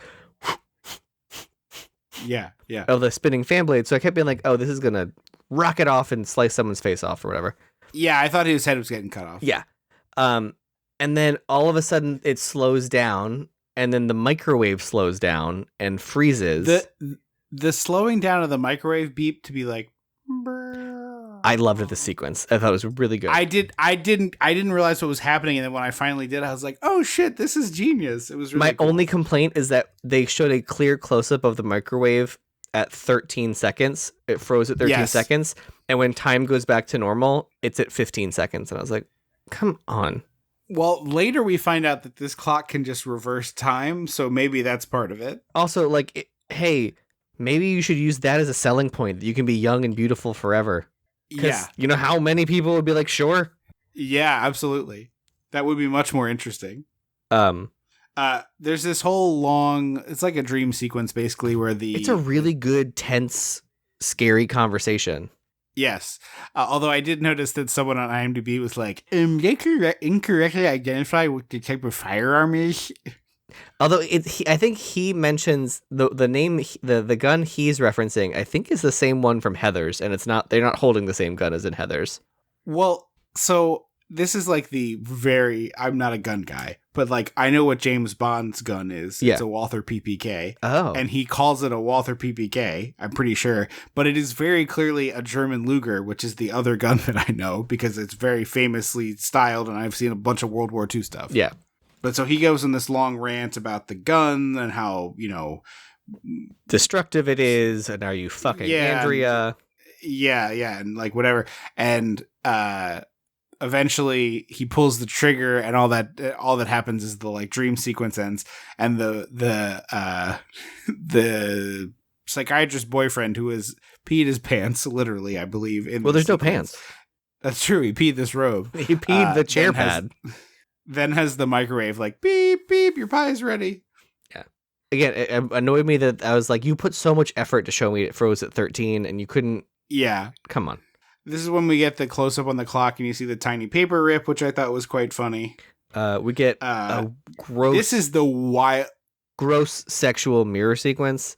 Yes. This character is a teenager. This actress is not. This character is a teenager. Yes, but what's happening in the sequence is that she and her reflection are having sex together. It's weird. It's very strange energy. And it's like there's touching and then you think that like the mirror thing, the creature is going to like reach out, but that never happens. And then it ends with her like, sorry. You think that the creature is going to like yank her into the mirror or something. Okay. Which there's no yanking. There's grabbing. I misspoke. Yeah, I misspoke. Yes. But like the hand comes out of the mirror and touches the collarbone. And then at the end, she collapses into like a sweaty heap while screaming. And it was just like, what the fuck is happening here? Uncomfortable. But after this, she becomes like a little sex pot. So you're like, oh, is it supposed to be like a hooer? Is it like the mirror person is like the opposite of her? So she goes from like prim and proper to like a here, as you say. So it's like, did they switch? It looks like if Madonna did an ad for Working Girl, is what she looks like. Sure. She's wearing like which would be about this time. A shoulder padded blazer and big hair, and then like a two thick belts as a bandeau and a skirt. Yes. And then the brother is like immediately into her, which is so bizarre. Well, there's also, so she collapses to the ground and picks up her hand, and there's the black goop falls on the mirror. Mm-hmm. And then we just smash cut to breakfast. And I was like, well, what? Yeah. And so she comes out to breakfast in this like, tube top and leather tube top and short skirt, which is like clothes this character absolutely did not own BT dubs. No. Where was the Batman Returns sequence of her cutting up her clothes? The brother is like full on Tex Avery wolfing. And at my note, I was like, oh my God, what's happening? Oh, wait, shit. There's always incest in these fucking movies. So then we cut to brother. This is where the kid, by the way, is eating the complete breakfast. He has cereal, toast, orange juice, glass of milk, like, cup of coffee. I don't think it's there, but you can practically see the jagged, the petal cut orange, half an orange. Yeah. He perfectly explains what's going on to Andrea, who is like, what do you know? Yeah, and it's like, okay, come on. Because I think for a second, maybe it's later, she's like, now she believes that something is evil, and then all of a sudden she's just being a bitch about it. Maybe this comes later. Also, his only thing is like, we should just leave the house and spend a night. And it's like, I know, like in the logic of the world, you're like, this kid's crazy, but like, what's the harm in spending one night at a motel to check? Or like at a friend's house. Like, you don't have any relatives. Right. So he goes to hang out with creepy old lady neighbor, and yes, she asks him to describe the castle room, and boy, the sound equalizing here is as bad as current movies. It's literally it's well, I think it was a crackle crackle crackle. It has some wood crackle, and I was like, also we find out in like a moment that what I'm describing is actually a device used to torture and murder children, which is obviously very dark, but it looks like there's a medieval foosball table. It does look a little foosball-y. The old lady neighbor has a picture of this room, and somehow like encyclopedic, like, yes. Oh, this is the room you're describing. It's from 15th century France. And then she incorrectly says necromancer is French for eater of the dead, which it's just not. Yeah. It's not. It just isn't that. It's Latin for divining the dead. That's what it means. Yeah. Yeah. But she's like, yeah, you're looking back in time. You got to figure that out. Rusty tries to go get more information. Meanwhile, this lady goes for a walk, and there's an old school diaper delivery truck, which I saw like multiple reviews online. People call this an ice cream truck, and I was just like, why do you think there's a stork on an ice cream truck, dummies? Or the fact that he says, "Here are your diapers, ma'am." Like, yeah, he says his job. Right. It's not like he's giving this lady a fudgesicle. She's giving him. Ice cream men don't get out of their truck. Right. They don't hand deliver. Well, I guess they do from the truck. They lean it over out of the truck. The house also showed up in the history book for the old lady neighbor for a second, the original Amityville house. And then she tries to call Rusty, and Andrea won't let him come to the phone because he's grounded for skipping school to hang out with her. And then this is where the sequence where she comes out of her house and like there's someone with a leaf blower, and I was like, is this supposed to be significant? And then she just starts like walking. We're doing like Final Destination stuff. Yeah, like, and is it this? Is it this? Is it this? And she's like starts walking in the middle of the street, and I was like, well, that's a weird choice for her. And her cane gets like swallowed up a little bit by the earth, by the gravel, by the pavement. It's like the black goo traps her cane, and the whole time I'm watching this, I'm like, lady, just let go of the fucking cane. Like, I know you need it, but move. Well, so there's a diaper truck barreling towards her, and I'm like, I get it that when you're old, falls can be dangerous. You know what else can be dangerous? A diaper truck. Right. Like, that one seems more dangerous. Or any truck if your cane is melted to the street. And because she's like, help, I need help. And she's like trying to pull her cane out, and she sees the truck coming. I was like, lady, come on, like, you got to work with me here. Yeah. just get out of the way. Let go. And eventually But she does. She does get out of the way. Yeah. And then the stork that stork was plush. That stork was fucking plush. That was not a metal stork. You could see it was wrapped in like felt and fur, whatever. Yeah. Yeah. It becomes like a weird avant-garde driveway decoration metal sculpture, and it's like creaking back and forth like it's on a spring or something. Yeah, and then it's like way back, way forward, way back, way forward, and the lady's like, "Hi, thank God I survived behind this pillar," and then she finally clocks what's happening, and the thing comes plunging off and crushes through her chest. Come on, oh, you couldn't move out of that, lady. Rusty sneaks really out wild. Rather than calling her back. He sneaks out and goes to her house. For some reason, her patio furniture is smashed up. I don't know why that was happening. Yeah, to frame Rusty, I guess. The evil wanted to do that. So the tiny little clocks came out of the other clock and scurried over there. He sees the clock in two of her like engravings in the book. And then the cops show up, and I was like, "Oh, Rusty's in jail now." Except nope, because immediately he gets out of jail. We don't ever see that. Yeah, completely nonsensical. Obviously, it's like a scene that they had, and then they cut, and it was just like, just put him in the house. And then we cut to Jacob. Also, it's funny. It's fun, like just in terms of like why it's just like just cut from him learning what's in the book to the next scene. Like, just don't have the cops. Cut the cops. Cut the whole cops. Yeah. So Jacob is now living in Grey Gardens. His room, you can smell his room through the TV. Oh yeah, and the wound is like completely disgusting. There's like at this 8 point. plates of half-eaten food that's like molded over on the bed, like just scattered around like a nest. Yeah, and Andrea is not responding appropriately. No, she kind of walks like high knees over, sort of like that hustle you do when you see there's a car coming and you're in the crosswalk, but you're not actually trying to move faster. Yeah, the fake shuffle. Yeah, she does that, and then she's like, "Oh my goodness, all right, I guess I'll call the doctor." And it's like, there are 100 other things in my head right now, ma'am. Yeah, and while call the doctor is the correct move, perhaps not this phone, Yeah, because he jumps up and strangles her with the cord. Yeah. And then she clocks him with the phone, which is a pretty good move. The base of the phone. Yeah. And then her psychiatrist boyfriend shows up out of nowhere, and I thought he was going to be evil. And then we smash cut to, she's like, "Oh, I'm so scared." And he's like, "It's fine. You'll be fine. I'm a psychiatrist." We smash cut to Jacob tied up, face down, head the wrong way on the bed, and his feet tied to the headboard. And I was like, yes. I know we said we don't want this movie longer. I'll let this movie be 90 seconds longer to show me that fucking scene. Right. Why is Jacob tied face down like this? And the wrong way. To do with him? Like, yeah. Well, that part I could see because otherwise his head would have been in the leg goo, perhaps. But it's very strange. Yeah, it's weird. Meanwhile, we have the daughter. And they shoot him up with Thorazine also. Oh, yes. He does the Thorazine shuffle.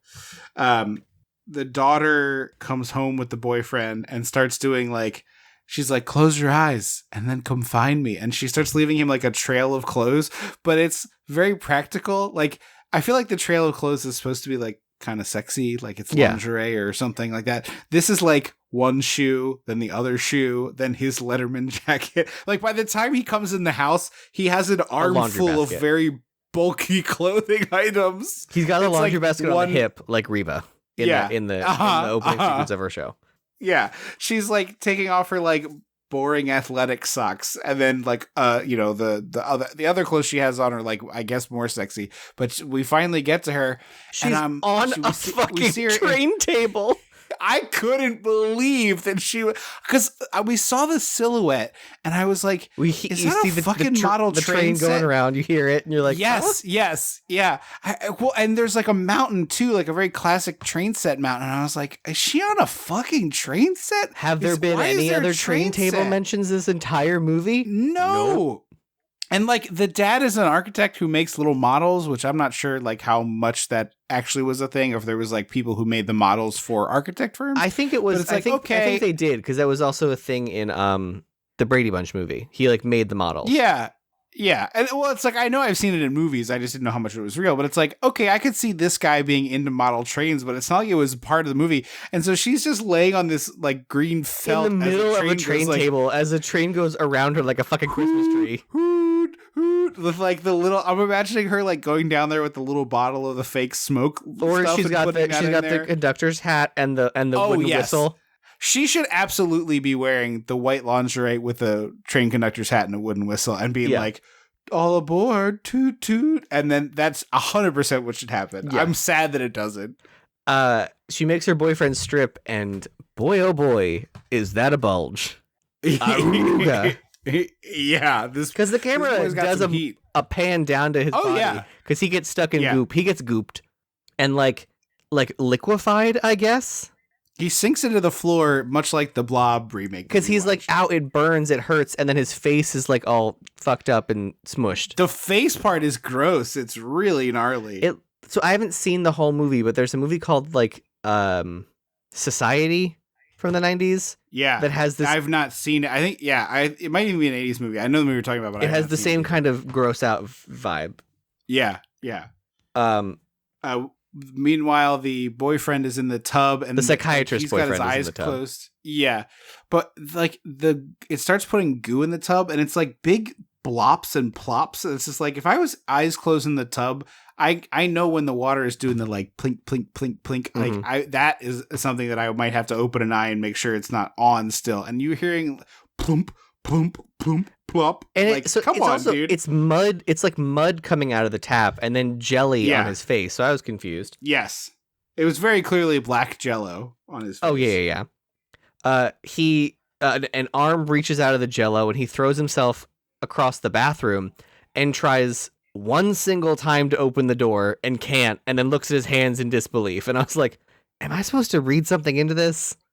I thought that was him saying my hands have black goo all over them, even though they didn't. Yeah, but like, why aren't you still trying to open the door? And like, he literally he tries once, and he's like, "This pocket door is stuck." First of all, pocket door locks can go to hell. I hate them so much. I hate pocket doors. I hate all pocket doors.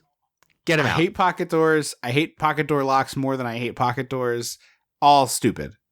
So Inside Out Boy grabs at him from the goo. I don't know if you clocked that, but it's like basically Inside Out Boy.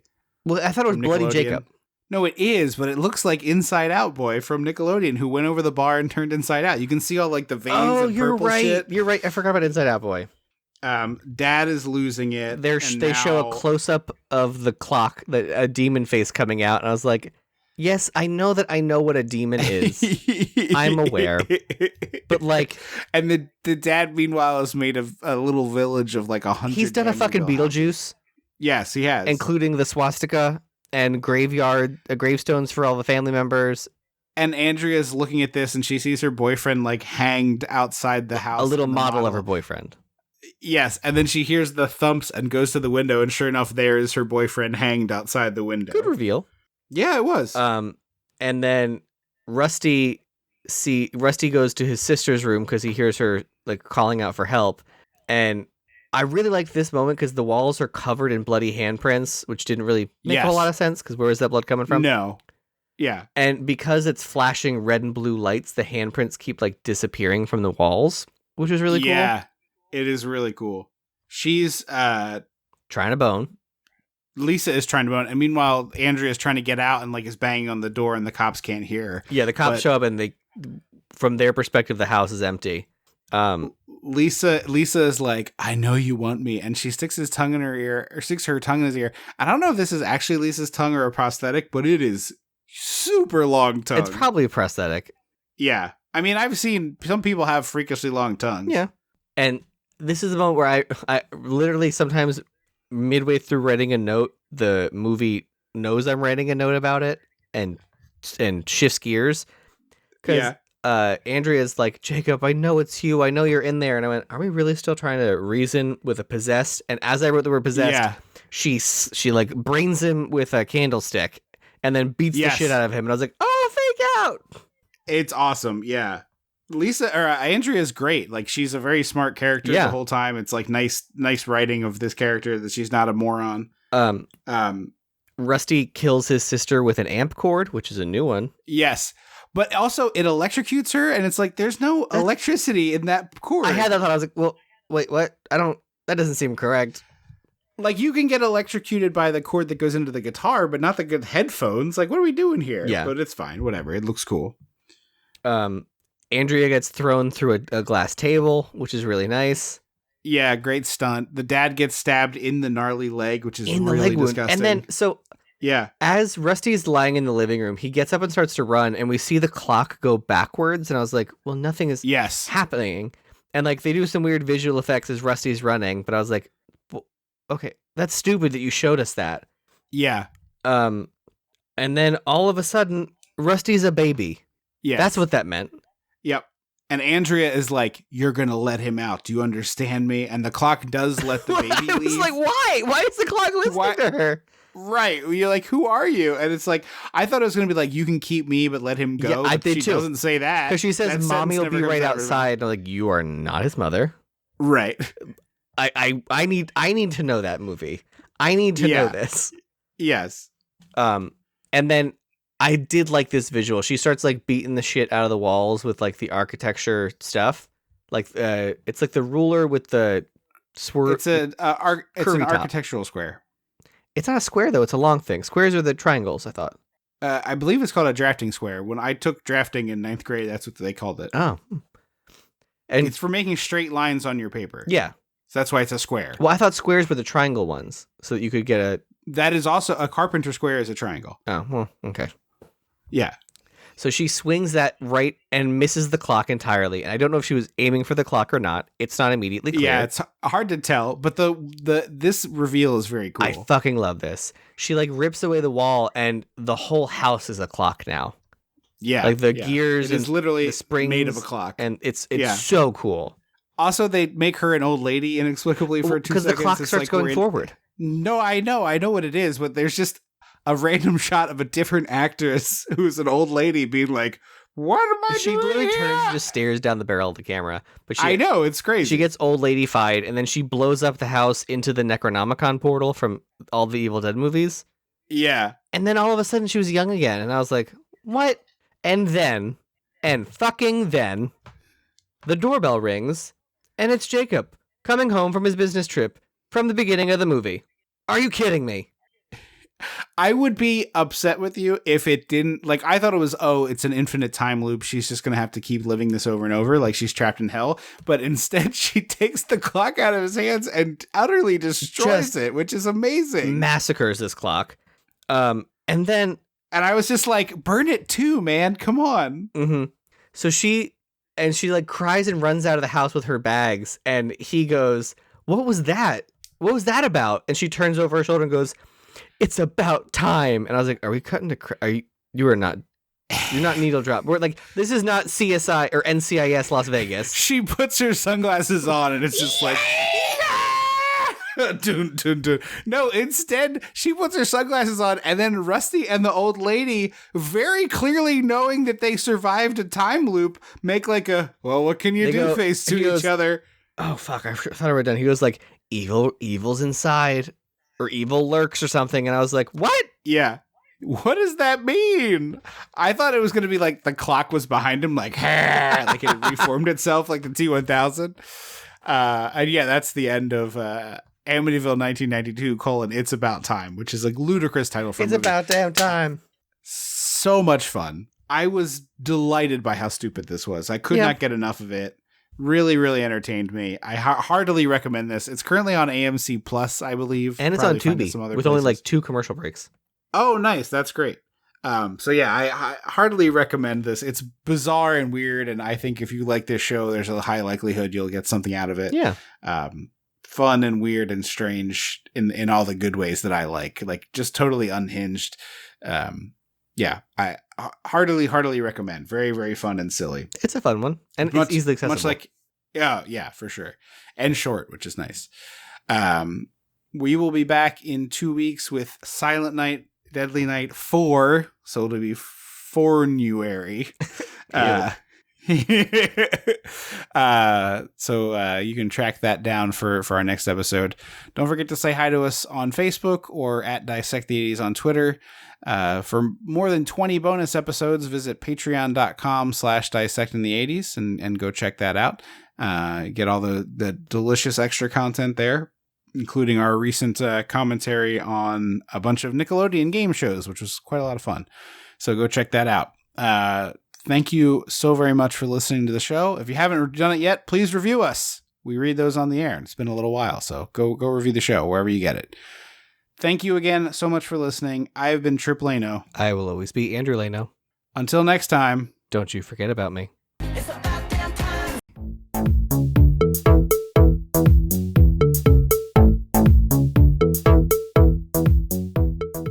Dissecting the 80s is a Chum Some of This production.